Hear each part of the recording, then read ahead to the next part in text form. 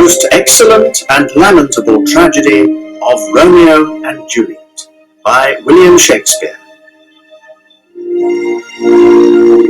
With Kenneth Branagh as Romeo, Samantha Bond as Juliet, Judi Dench as the nurse, John Gielgud as Friar Lawrence, Richard Briers as Capulet, Sheila Hancock as Capulet's wife, Derek Jacobi as Mercutio, Simon Callow as Benvolio, Ian Glenn as Tybalt, Nicholas Farrell as Paris, Bernard Hepton as Montague, Dilys Lay as Montague's wife, Norman Rodway as the Prince, Maurice Denham as the Apothecary, Richard Vernon as Friar John, and Ian Holm as the Chorus.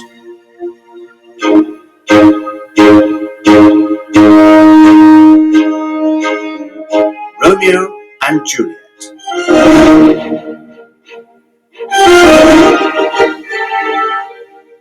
Two households, both alike in dignity, in fair Verona where we lay our scene. From ancient grudge break to new mutiny, where civil blood makes civil hands unclean. From forth the fatal loins of these two foes, a pair of star-crossed lovers take their life, whose misadventure piteous overthrows doth with their death bury their parents' strife. The fearful passage of their death-marked love, and the continuance of their parents' rage, which by their children's end naught could remove, is now the 2 hours' traffic of our stage, the which if you with patient ears attend, what here shall miss, our toil shall strive to mend.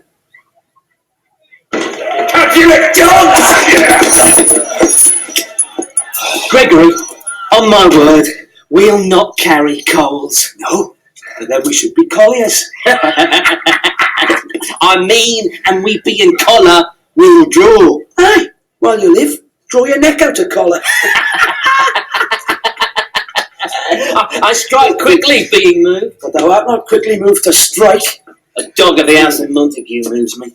To move is to stir, and to be valiant is to stand. Therefore, if thou art moved, thou runst away. A dog of that house shall move me to stand. I will take the wall of any man or maid of Montague's. That shows thee a weak slave, for the weakest goes to the wall. It is true. And therefore women, being the weaker vessels, are ever thrust to the wall. Therefore I will push Montague's men from the wall and thrust his maids to the wall. The quarrel is between our masters and us their men. 'Tis all one. I will show myself a tyrant. When I have fought with the men, I will be civil with the maids. I will cut off their heads. The heads of the men. Aye, the heads of the maids, or their maiden heads. Take it in what sense thou wilt. But you must take it in sense and feel it. Me they shall feel, while I'm able to stand. And 'tis known I am a pretty piece of flesh. 'Tis well thou art not fish. If thou hadst been poor John. Draw thy tool. Here comes 2 of the house of Montagues. My naked weapon is out. Quarrel, I will back thee. How? Turn thy back and run? Fear me not. No, marry. I fear thee. Let us take the law of our side. Let them begin. I will frown as I pass by, and let them take it as they list. Nay, as they dare. I will bite my thumb at them, which is disgrace to them if they bear it. Hey! Do you bite your thumb at us, sir? I do bite my thumb, sir. Do you bite your thumb at us, sir? Is the law of our side if I say aye? No. No, sir. I do not bite my thumb at you, sir. But I bite my thumb, sir. Do you quarrel, sir? Quarrel, sir? No, sir. But if you do, sir, I am for you. I serve as good a man as you. No better. Well, sir. Say better. Here comes one of my master's kinsmen. Yes, better, sir. You lie. More if you think that. I'm watching blood.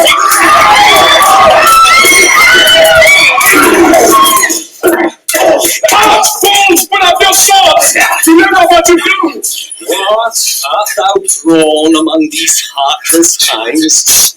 Turn thee, Benvolio, look upon thy death. I do not keep the peace, Tybalt. Put up thy sword, or manage it to part these men with me. What? Drawn and talk of peace? I hate the word as I hate hell, all Montagues and thee. Have at thee, coward! Guilty partisans!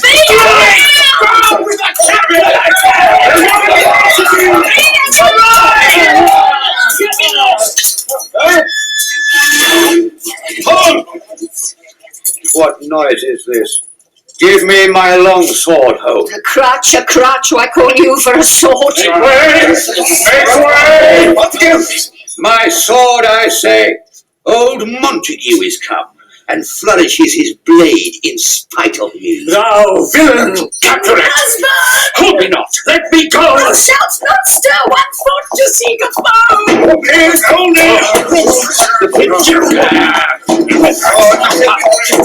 Unreal subjects! Enemies to peace! Profaners of this neighbor-stated steel here! Will they not hear? What ho, you men, you beasts! Quench the fire of your pernicious rage with purple fountains issuing from your veins! On pain of torture! From those bloody hands, throw your mistempered weapons to the ground, and hear the sentence of your moving prince!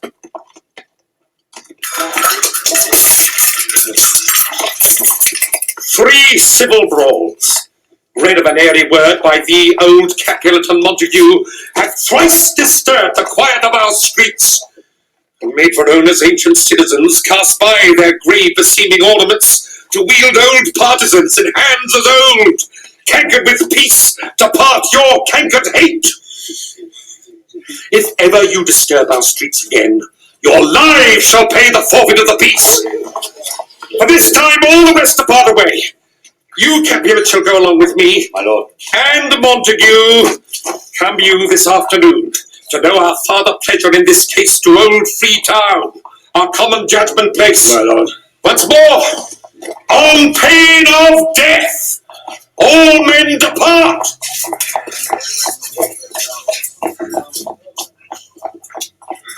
Who set this ancient quarrel in your broach? Speak, nephew. Were you by when it began? Here were the servants of your adversary and yours, close fighting ere I did approach. I drew to part them. In the instant came the fiery Tybalt with his sword prepared, which as he breathed defiance to my ears, he swung about his head and cut the winds, who nothing hurt withal, hissed him in scorn. While we were interchanging thrusts and blows, came more and more, and fought on part and part till the prince came, who parted either part. Oh, where is Romeo? Saw you him today? Right glad I am he was not at this fray. Madam, an hour before the worshipped sun peered forth the golden window of the east, a troubled mind drew me to walk abroad, where underneath the grove of sycamore that westward rooteth from the city side, so early walking did I see your son. Towards him I made, but he was ware of me, and stole into the covert of the wood, I measuring his affections by my own, which then most sought where most might not be found, being one too many by my weary self, pursued my humour, not pursuing his, and gladly shunned who gladly fled from me. Many a morning hath he there been seen, with tears augmenting the fresh morning's dew, adding to clouds more clouds, with his deep sighs. But also soon as the all-cheering sun should in the farthest east begin to draw the shady curtains from Aurora's bed, away from light steals home my heavy son, and private in his chamber pens himself, shuts up his windows, locks fair daylight out, and makes himself an artificial night. Black and portentous must this humour prove, unless good counsel may the cause remove. My noble uncle, do you know the cause? I neither know it nor can learn of him. Have you importuned him by any means? Both by myself and many other friends, but he, his own affection's counsellor, is to himself, I will not say how true, but to himself so secret and so close, So far from sounding and discovery, as is the bud, bit with an envious worm ere he can spread his sweet leaves to the air or dedicate his beauty to the sun. Could we but learn from whence his sorrows grow, we would as willingly give cure as know. See where he comes. So please you step aside. I'll know his grievance or be much denied. I would thou wert so happy by thy stay to hear true shrift. Come, madam, let's away.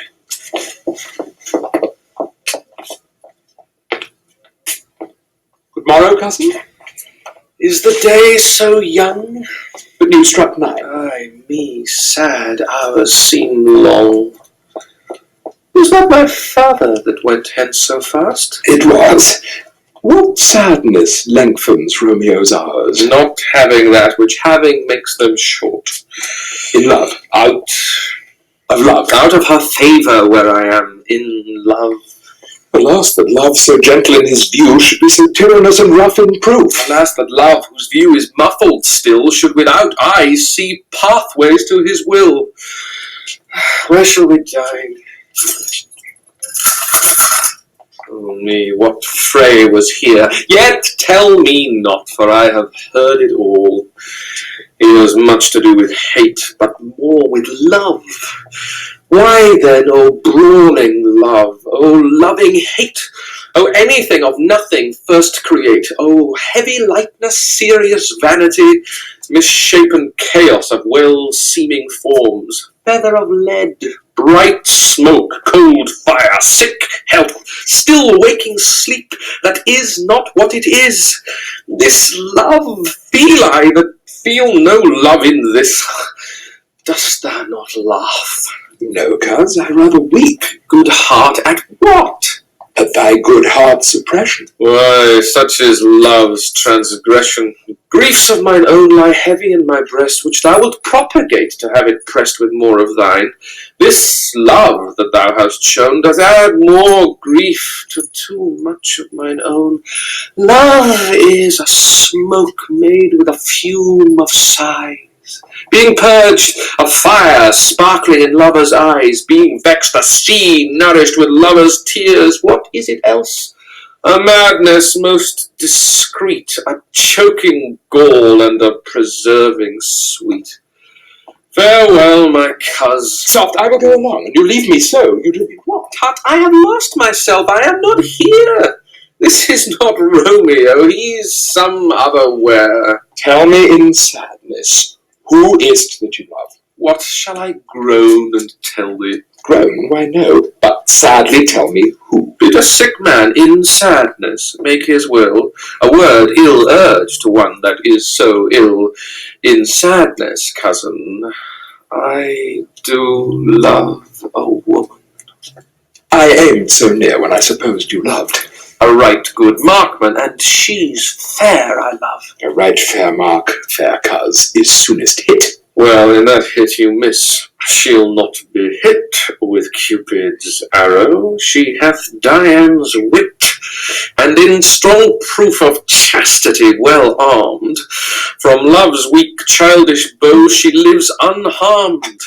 She will not stay the siege of loving terms, nor bide the encounter of assailing eyes, nor ope her lap to saint-seducing gold. Oh, she is rich in beauty, only poor, that when she dies, with beauty dies her store. Then she hath sworn that she will still live chaste. She hath, and in that sparing makes huge waste. For beauty starved with her severity cuts beauty off from all posterity. She is too fair, too wise, wisely too fair to merit bliss by making me despair. She hath forsworn to love, and in that vow do I live dead that live to tell it now. Be ruled by me.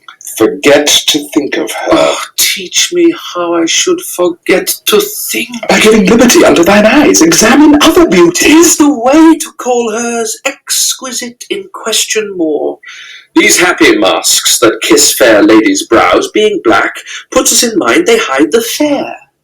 He that is struck and blind cannot forget the precious treasure of his eyesight lost.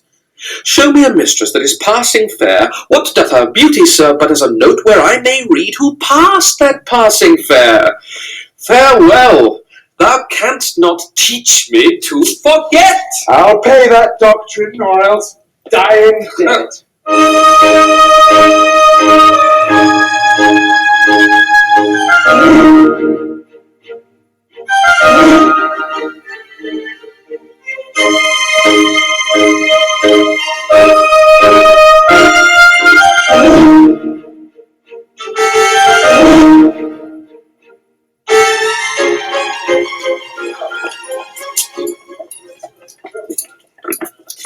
But Montague is bound as well as I in penalty alike, and 'tis not hard, I think, for men so old as we to keep the peace. Of honourable reckoning are you both, and pity 'tis you lived at odds so long. But now, my lord, what say you to my suit?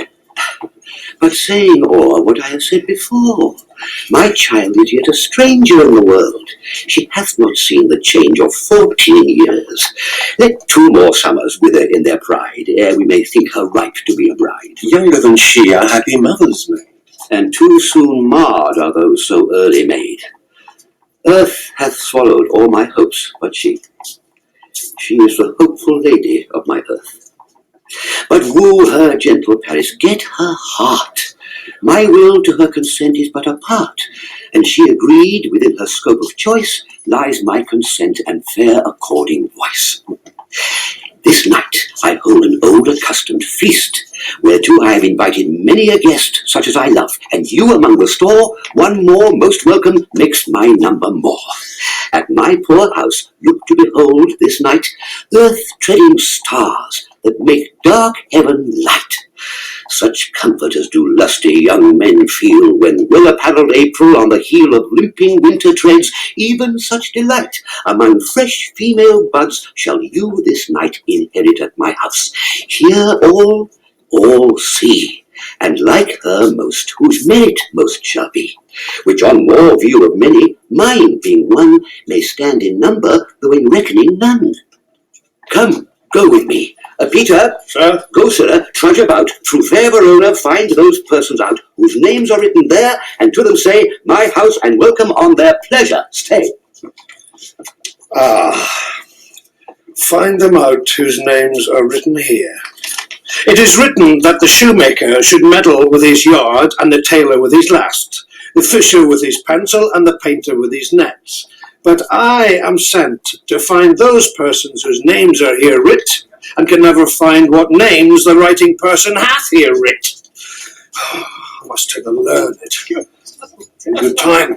One fire burns out another's burn. One pain is lessened by another's anguish. Turned in, behold, by backward turning. One desperate grief cures with another's languish. Take thou some new infection to thy eye, and the rank poison of the old will die. Your plant and leaf is excellent for that. What? For your broken shin. You are mad? Not mad, but bound more than a madman is. Shut up in prison, kept without my food, whipped and tormented. Good in, good fellow. God give good in. I pray you, sir, can you read? I, mine own fortune in my misery. Perhaps you've learnt it without book. But I pray, can you read anything you see? Aye, if I know the letters and the language. You say honestly, rest you married. Nay, fellow, I can read. Signor Martino and his wife and daughters, County Anselm and his beauteous sisters, the lady widow of Vitruvio, Signor Placentio and his lovely nieces, Mercutio and his brother Valentine, mine uncle Capulet, his wife and daughters, my fair niece Rosaline, and Livia, Signor Valentio and his cousin Tybalt, Lucio and the lively Helena. A fair assembly. Whither should they come? Whither? To supper to our house. Whose house? My master's. Indeed, I should have asked thee that before. Now I'll tell you without asking. My master is the great rich Capulet, and if you be not of the house of Montagues, I pray come and crush a cup of wine. Best you marry. At this same ancient feast of Capulet sups the fair Rosaline, whom thou so lovest, with all the admired beauties of Verona. Go thither with unattainted eye, compare her face with some that I shall show, and I will make me think thy swan a crow. When the devout religion of mine eye maintains such falsehood, then turn tears to fires, and these who, often drowned, could never die, transparent heretics, be burnt for liars. One fairer than my love, the all-seeing sun ne'er saw her match since first the world begun. Tut, you saw her fair, none else being by, herself poised with herself in either eye. But in that crystal scales let there be weighed your lady's love against some other maid that I will show you shining at this feast, and she shall scant show well, but now seems best. I'll go along, no such sight to be shown, but to rejoice in splendour of mine own.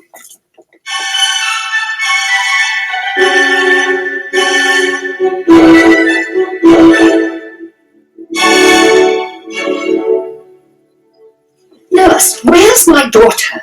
Call her forth to me. Now, by my maidenhead, at 12-year-old, I bade her come. What, lamb? What, ladybird?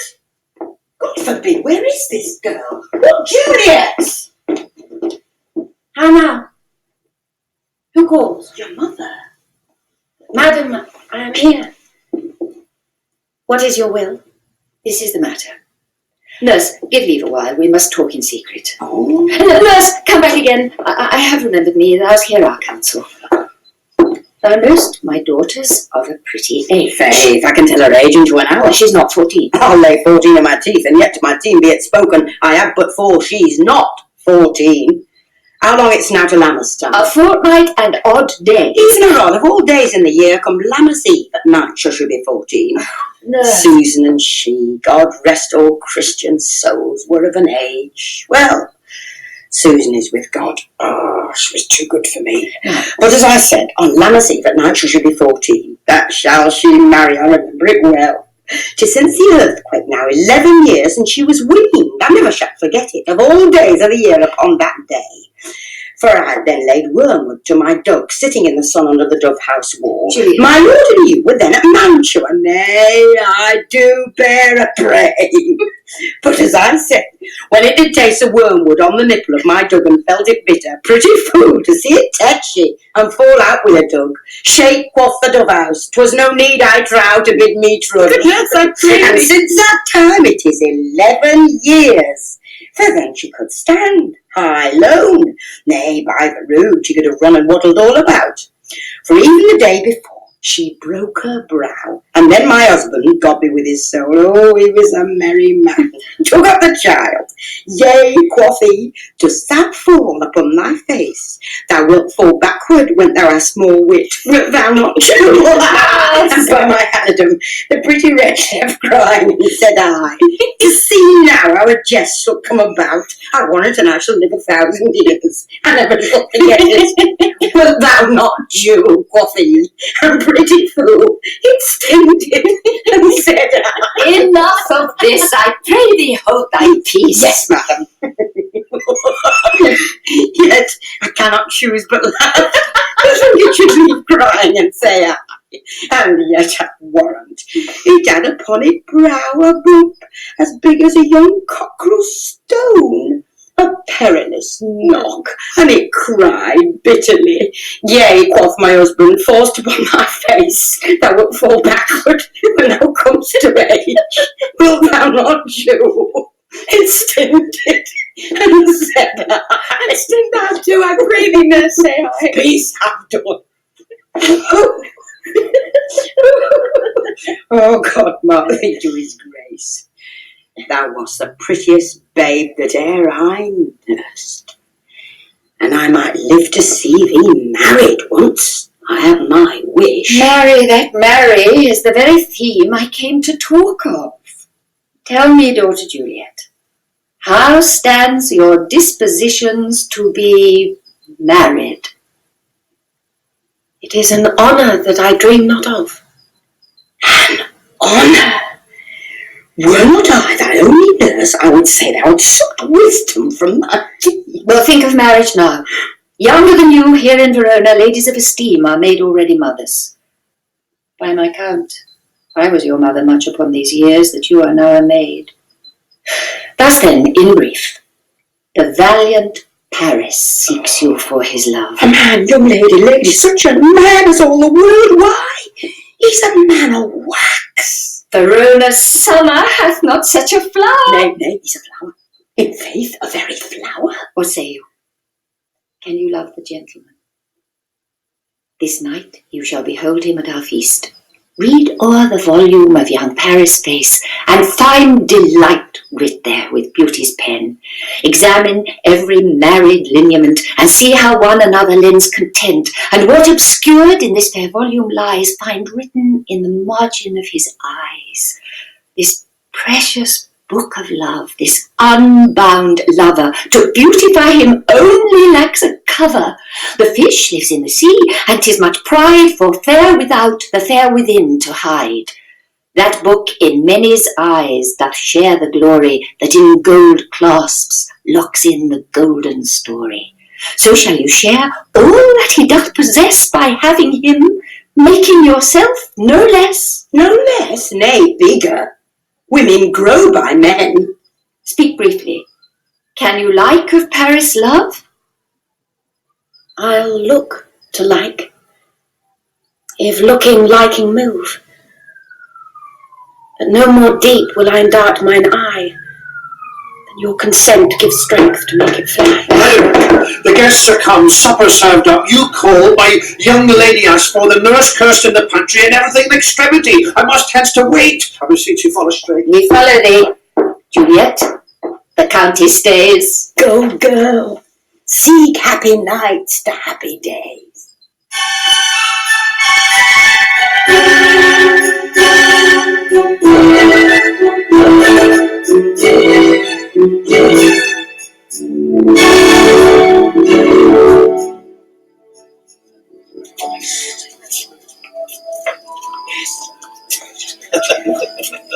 What? Shall this speech be spoke for our excuse, or shall we on without apology? The date is out of such prolixity. We'll have no Cupid hoodwinked with a scarf, bearing a Tartar's painted bow of lath, scaring the ladies like a crow keeper. No, without book prologue, faintly spoke after the prompter for our entrance.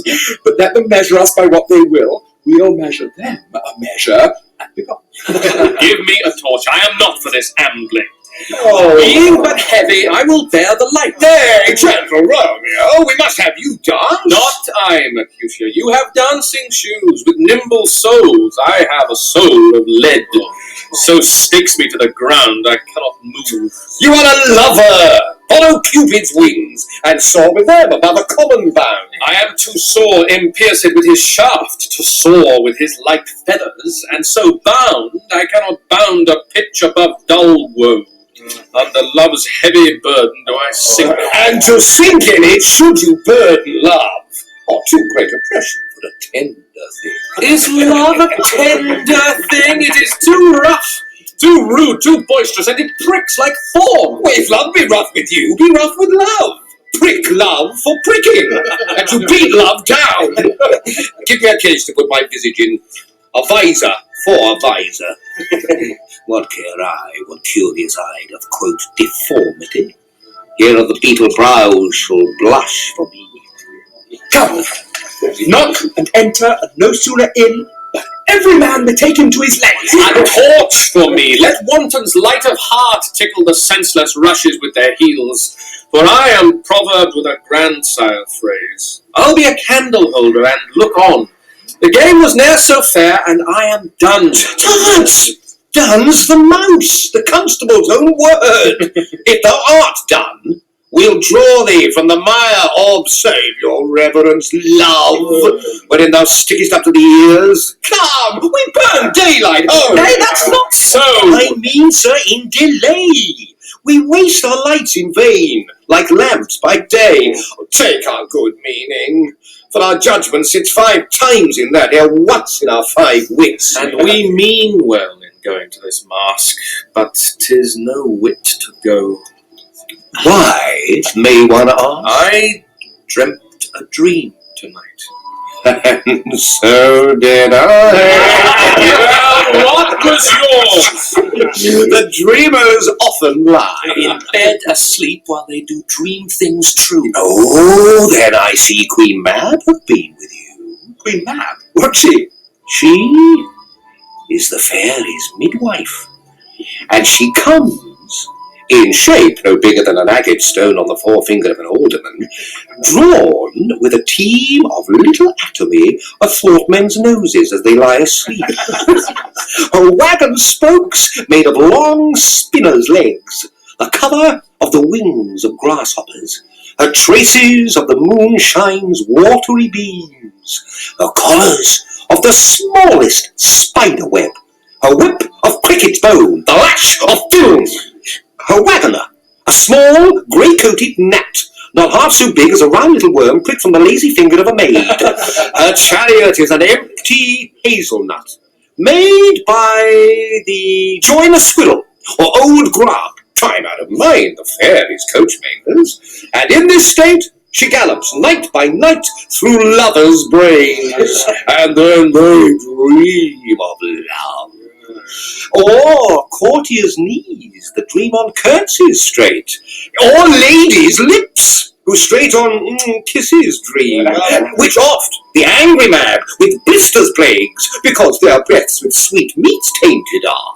Sometimes she gallops o'er a lawyer's lip, and then dreams he of smelling out a suit. And sometime comes she with a tithe pig's tail, tickling a parson's nose as he lies asleep. Then dreams he of another benefice. Sometimes she driveth on a soldier's neck, and then dreams he of cutting foreign throats.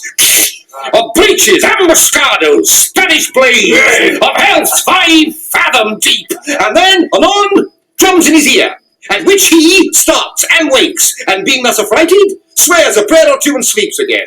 This is that very Mab that plats the manes of horses in the night, and bakes the elf locks in foul, sluttish hairs, which once untangled much misfortune bodes. This is the hag, when maids lie on their backs, that presses them and learns them first to bear, making them women of good carriage. This is she. Peace, Mercutio, peace. Thou talk'st of nothing. True.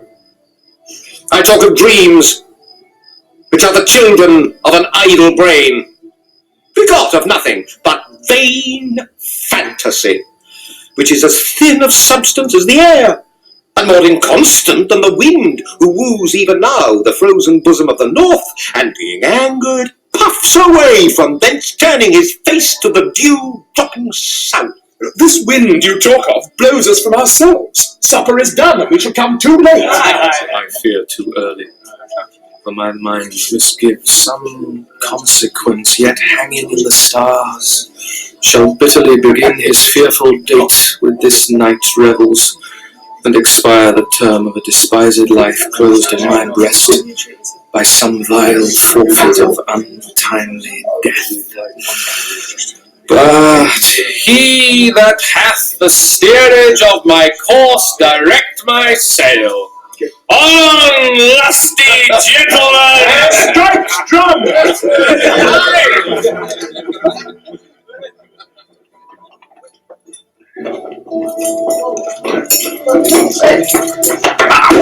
Where's Potpan of the house not to take away? He shift a trencher, he scrape a trencher. When good manners shall lie all in one or two men's hands, and they unwashed too, 'tis a foul thing. Away with the joint stools! Remove the cord cupboards!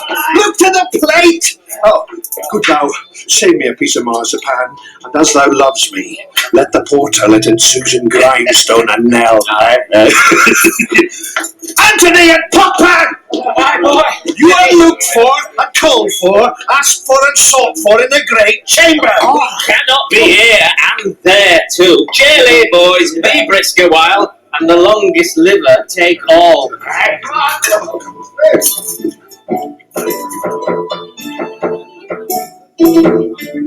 Welcome, gentlemen. Ladies that have their toes unplagued with corns will walk about with you. My mistresses, which you be all will now deny to dance, huh?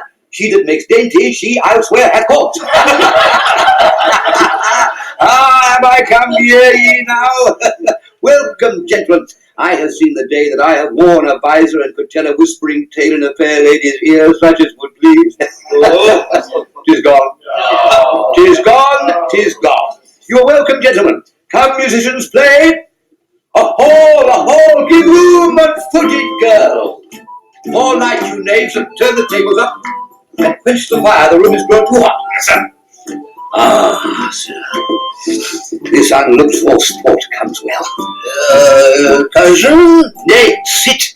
Nay, sit, Cousin Capulet. You and I are past our dancing days. Oh. How long is it now since last yourself and I were in the mask? Maybe, 30 years. What, man? 'Tis not so much, 'tis not so much. 'Tis since the nuptial of Lucentio. Come Pentecost as quickly as it will, some 25 years, and then we must. 'Tis more. His son is elder, sir. His son is 30. You tell me that? His son was but a ward 2 years ago.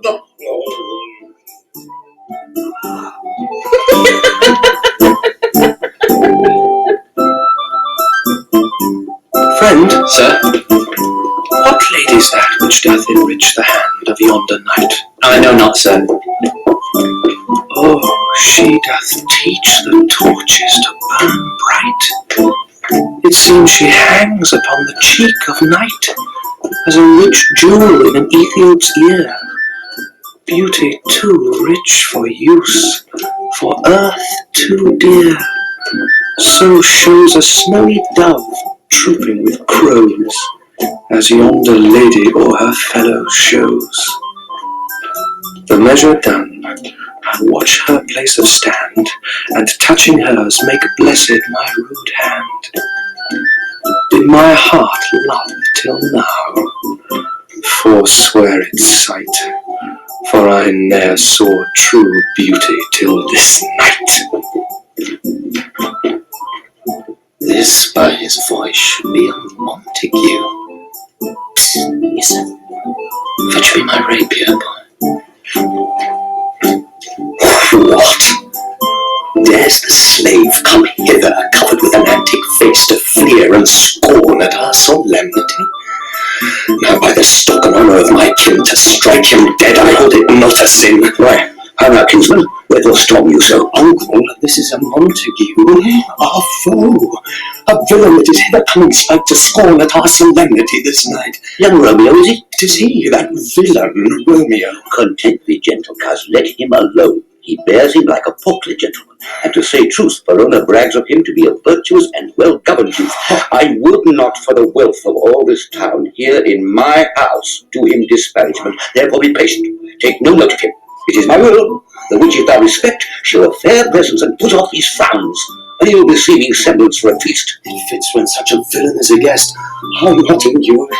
He shall be endured. What, goodman boy, I say he shall go to. Am I the master here, or you goat?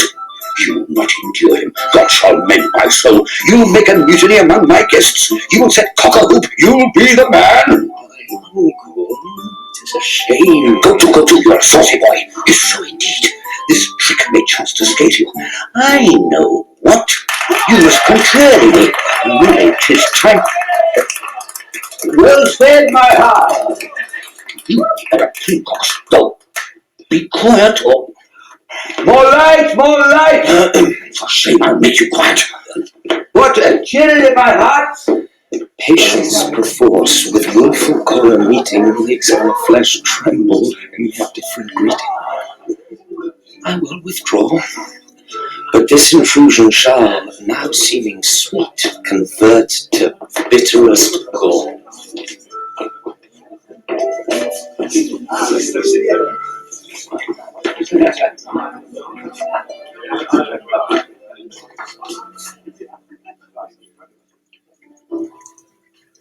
If I profane with my unworthiest hand this holy shrine, the gentler sin is this: my lips, two blushing pilgrims, ready stands to smooth that rough touch with a tender kiss.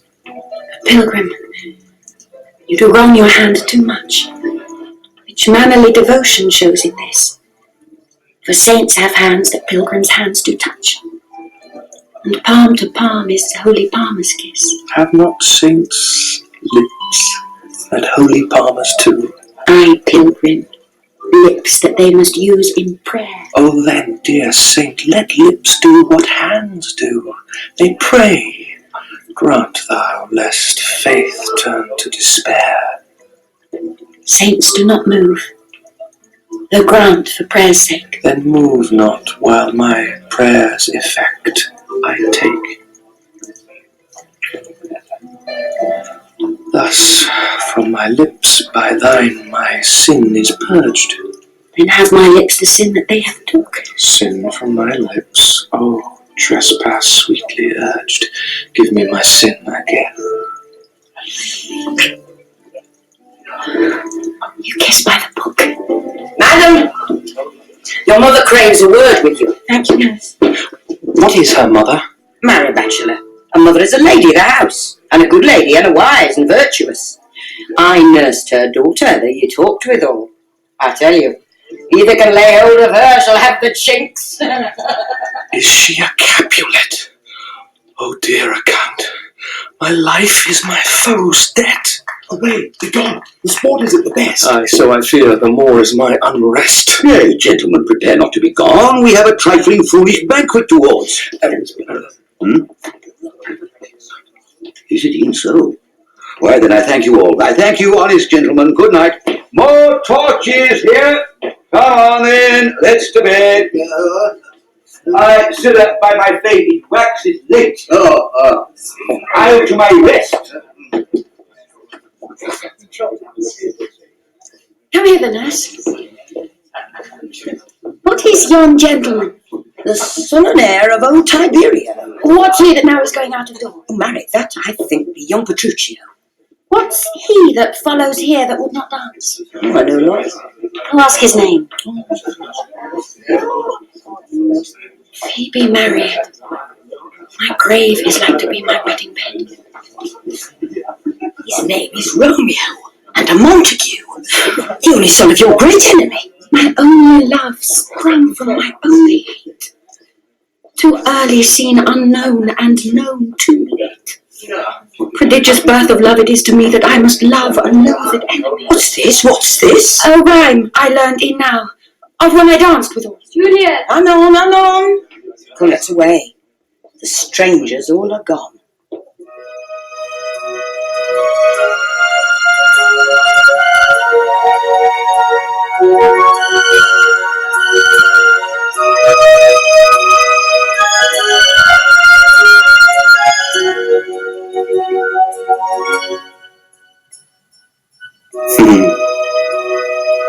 Now old desire doth in his deathbed lie, and young affection gapes to be his heir. That fair for which love groaned for and would die, with tender Juliet matched, is now not fair. Now Romeo is beloved, and loves again, alike bewitched by the charm of looks.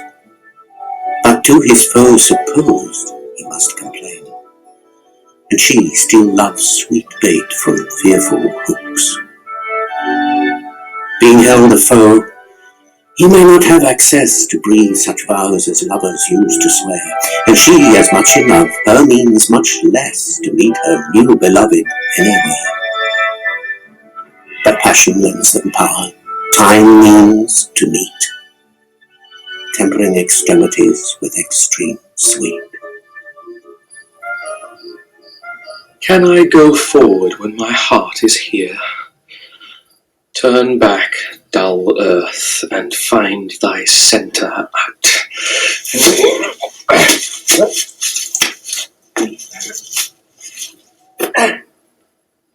Romeo! My cousin Romeo! Romeo! He's wise! Not my life! Stolen him home! Romeo! He ran this way and leapt this orchard wall. Call, good Mercutio. Good day, I'll conjure too. Romeo! Humors, madman, passion, lover. Appear thou in the likeness of a sigh. Speak but one rhyme, and I am satisfied. Cry but pronounce but love and dove. Speak to my gossip Venus, one fair word, one nickname for her purblind son and heir, young Adam Cupid, he that shot so trim when King Cophetua loved the beggar maid. He heareth not, he stirreth not, he moveth not. The ape is dead, and I must conjure him. I conjure thee by Rosaline's bright eyes, by her high forehead and her scarlet lip, by her fine foot, straight leg, and quivering thigh, and the domains that there adjacent lie, that in thy likeness thou appear to us. And if he hear thee, thou wilt anger him. This cannot anger him. 'Twould anger him to raise a spirit in his mistress' circle of some strange nature, letting it there stand till she had laid it and conjured it down. There were some spite. My invocation is fair and honest. In his mistress' name I conjure only but to raise up him. Come, he hath hid himself among these trees to be consorted with the humorous night. Blind is his love, and best befits the dark. If love be blind, love cannot hit the mark. Now would he sit under a medlar tree and wish his mistress were that kind of fruit as maids call medlars when they laugh alone? Oh, Romeo, that she were an open ass, and how a poppering bear. Romeo, good night. Down to my truckle bed. This field bed is too cold for me to sleep. Come, shall we go? Go then, for 'tis in vain to seek him here that means not to be found. He jests at scars that never felt a wound. But soft, what light through yonder window breaks? It is the east, and Juliet is the sun. Arise, fair sun, and kill the envious moon, who is already sick and pale with grief that thou, her maid, art far more fair than she. Be not her maid, since she is envious. Her vestal livery is but sick and green, and none but fools do wear it. Cast it off.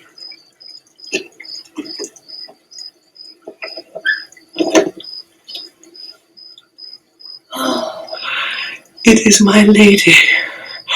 Oh, it is my love. Oh, that she knew she were. She speaks, yet she says nothing. What of that? Her eye discourses. I will answer it. I am too bold. 'Tis not to me she speaks. Two of the fairest stars in all the heaven, having some business, do entreat her eyes to twinkle in their spheres till they return. What if her eyes were there, they in her head? The brightness of her cheek would shame those stars as daylight doth a lamp. Her eye in heaven would through the airy region stream so bright that birds would sing and think it were not night. See how she leans her cheek upon her hand. Oh, that I were a glove upon that hand, that I might touch that cheek. She speaks. Oh, speak again, bright angel, for thou art as glorious to this night, being o'er my head, as is a winged messenger of heaven unto the white upturned wondering eyes of mortals that fall back to gaze on him when he bestrides the lazy puffing clouds and sails upon the bosom of the air. Oh, Romeo, Romeo, wherefore art thou Romeo? Deny thy father and refuse thy name, or if thou wilt not, be but sworn my love, and I'll no longer be a Capulet. Shall I hear more, or shall I speak of this? It is but thy name that is my enemy. Thou art thyself, and not a Montague. What's Montague? 'Tis nor hand, nor foot, nor arm, nor face, nor any other part belonging to a man. Or be some other name. What's in a name? That which we call a rose by any other name would smell as sweet. So Romeo would, were he not Romeo called, retain that dear perfection which he owes without that title. Romeo, doff thy name, and for thy name which is no part of thee, take all myself. I take thee at thy word. Call me but love, and I'll be new baptized. Henceforth I never will be Romeo. What man art thou that thus bescreened in night so stumblest on my counsel? By a name, I know not how to tell thee who I am. My name, dear saint, is hateful to myself because it is an enemy to thee. Had I it written, I would tear the word. My ears have yet not drunk 100 words of thy tongue's uttering. Yet I know the sound. Art thou not Romeo, and the Montague? Neither, fair maid, if either thee dislike. How camest thou hither? Tell me, and wherefore? The orchard walls are high and hard to climb, and the place death, considering who thou art, if any of my kinsmen find thee here. With love's light wings did I o'erperch these walls, for stony limits cannot hold love out. And what love can do that dares love attempt? Therefore thy kinsmen are no stop to me. If they do see thee, they will murder thee. Alack, there lies more peril in thine eye than 20 of their swords. Look thou but sweet, and I am proof against their enmity. Not for the world they saw thee here. I have night's cloak to hide me from their eyes, and but thou love me, let them find me here. My life were better ended by their hate than death prorogued, wanting of thy love. By whose direction foundst thou out this place? By love, that first did prompt me to inquire. He lent me counsel, and I lent him eyes. I am no pilot, yet wert thou as far as that vast shore, washed with the farthest sea, I should adventure for such merchandise. Thou knowest the mask of night is on my face. Else would a maiden blush bepaint my cheek for that which thou hast heard me speak tonight. Fain would I dwell on form, fain deny what I have spoke. Farewell compliment. Dost thou love me? I know thou wilt say aye, and I will take thy word. Yet if thou swearest, thou may prove false. Lovers' perjuries, they say, Jove loves. O gentle Romeo, if thou dost love, pronounce it faithfully. Or if thou thinkst I am too quickly won, I'll frown and be perverse and say thee nay, so thou wilt woo, but else, not for the world. In truth, fair Montague, I am too fond, and therefore thou mayst think my haviour light. But trust me, gentlemen, I'll prove more true than those that have more cunning to be strange. I should have been more strange, I must confess, but that thou overheardst ere I was ware my true love passion. Therefore pardon me, and not impute this yielding to light love which the dark night had so discovered. Lady, by yonder blessed moon I vow that tips with silver all these fruit-tree Not by tops. the moon, the inconstant moon that monthly changes in her circled orb, lest that thy love prove likewise variable. What shall I swear by? Do not swear at all. Or if thou wilt, swear by thy gracious self, which is the God of my idolatry, and I'll believe thee. If my heart's dear love... Well, do not swear. Although I joy in thee, I have no joy of this contract tonight. It is too rash, too unadvised, too sudden, too like the lightning which doth cease to be ere one can say it lightens. Sweet, good night. This bud of love by summer's ripening breath may prove a beauteous flower when next we meet. Good night. Good night. As sweet repose and rest come to thy heart as that within my breast. Oh, wilt thou leave me so unsatisfied? What satisfaction canst thou have tonight? The exchange of thy love's faithful vow for mine. I gave thee mine before thou didst request it, and yet I would it were to give again. Wouldst thou withdraw it? For what purpose, love? But to be frank and give it thee again. And yet I wish but for the thing I have. My bounty is as boundless as the sea, my love as deep. The more I give to thee, the more I have. for both are infinite. Juliet! I hear some noise within. Dear love, adieu. And now, good nurse, sweet Montague, be true. Stay but a little, I will come again. Oh, blessed, blessed night. I am afeard, being in night, all this is but a dream, too flattering sweet to be substantial. 3 words, dear Romeo, and then good night indeed. If that thy bent of love be honourable, thy purpose marriage, send me word tomorrow by one that I'll procure to come to thee, where and what time thou wilt perform the rite. And all my fortunes at thy foot I'll lay, and follow thee, my lord, throughout the world. I come anon, but if thou mean'st not well, I do beseech thee, by and by I come, to cease thy strife and leave me to my grief. Tomorrow will I send. So thrive my soul. 1,000 times good night. 1,000 times the worst want thy light. Love goes toward love as schoolboys from their books, but love from love towards school with heavy looks. Hist! Romeo! Hist! Oh, for a falconer's voice to lure this tasseled gentle back again. Bondage is hoarse and may not speak aloud. Else would I tear the cave where echo lies, and make her airy tongue more hoarse than mine with repetition of my Romeo's name. Romeo! It is my soul that calls upon my name. How silver sweet sound lovers' tongues by night, like softest music to attending ears. Romeo! My Nias, What o'clock tomorrow shall I send to thee? by the hour of 9. I will not fail. 'Tis 20 year till then. I have forgot why I did call thee back. Let me stand here till I remember it. I shall forget to have thee still stand there, remembering how I love thy company. And I'll still stay to have thee still forgetting any other home but this. 'Tis almost morning. I would have thee gone, and yet no farther than a wanton's bird that lets it hop a little from her hand, like a bored prisoner in his twisted gyves, and with a silk thread plucks it back again, so loving, jealous of his liberty. I would I were thy bird. Sweet, so would I.